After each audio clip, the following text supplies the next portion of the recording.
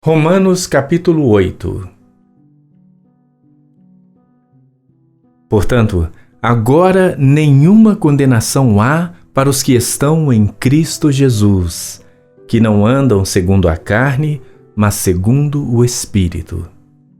Porque a lei do Espírito de vida em Cristo Jesus me livrou da lei do pecado e da morte.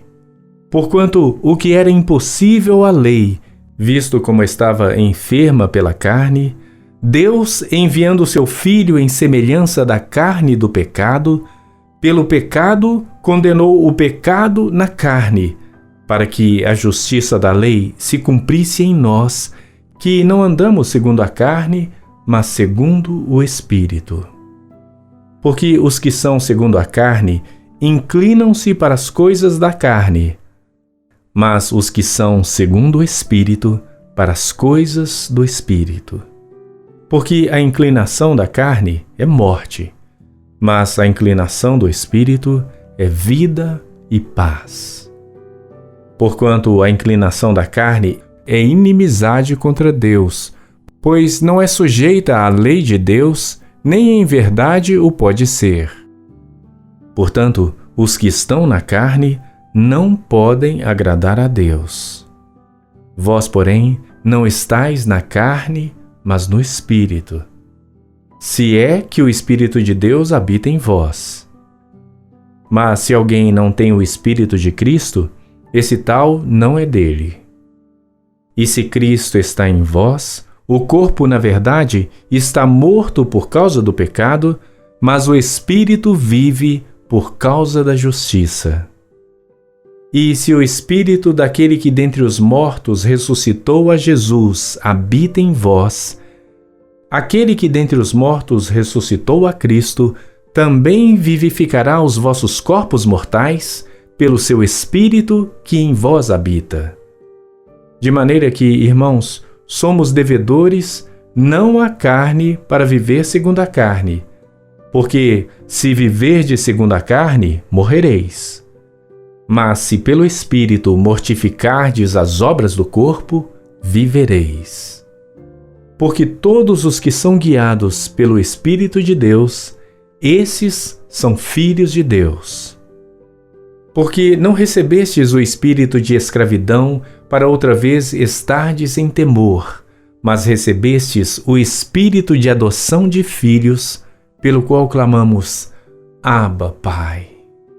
O próprio Espírito testifica com o nosso espírito que somos filhos de Deus. E se nós somos filhos, somos logo herdeiros também, verdadeiramente herdeiros de Deus e co-herdeiros de Cristo. Se é certo que com Ele padecemos, para que também com Ele sejamos glorificados. Porque para mim tenho por certo que as aflições deste tempo presente não são para comparar com a glória que em nós há de ser revelada. Porque a ardente expectação da criatura espera a manifestação dos filhos de Deus.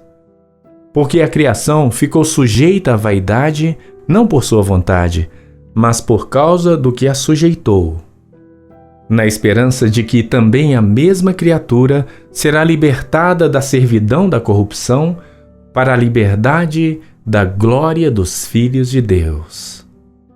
Porque sabemos que toda a criação geme e está juntamente com dores de parto até agora. E não só ela, mas nós mesmos que temos as primícias do Espírito, também gememos em nós mesmos, esperando a adoção, a saber, a redenção do nosso corpo. Porque em esperança fomos salvos.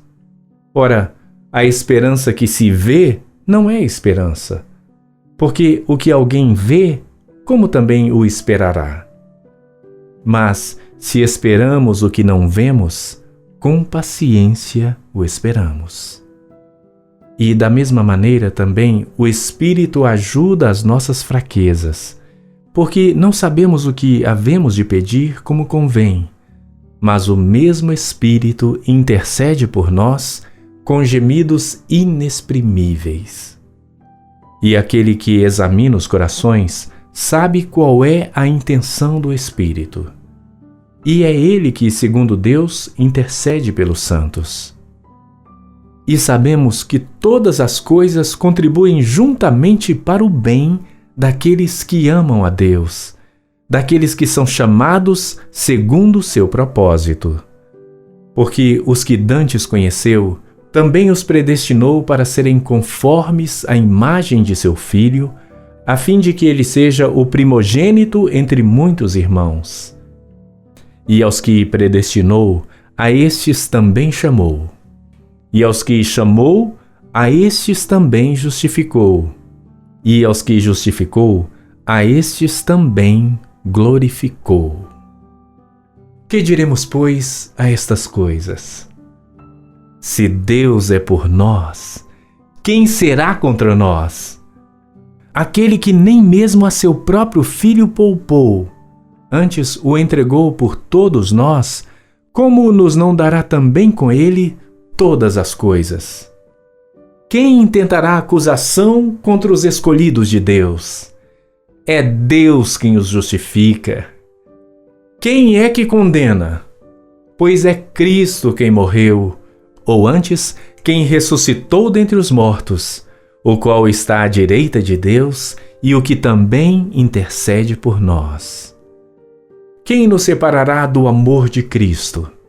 A tribulação, ou a angústia, ou a perseguição, ou a fome, ou a nudez, ou o perigo, ou a espada? Como está escrito, por amor de ti, somos entregues à morte todo dia. Somos reputados como ovelhas para o matadouro. Mas em todas estas coisas, somos mais do que vencedores por aquele que nos amou.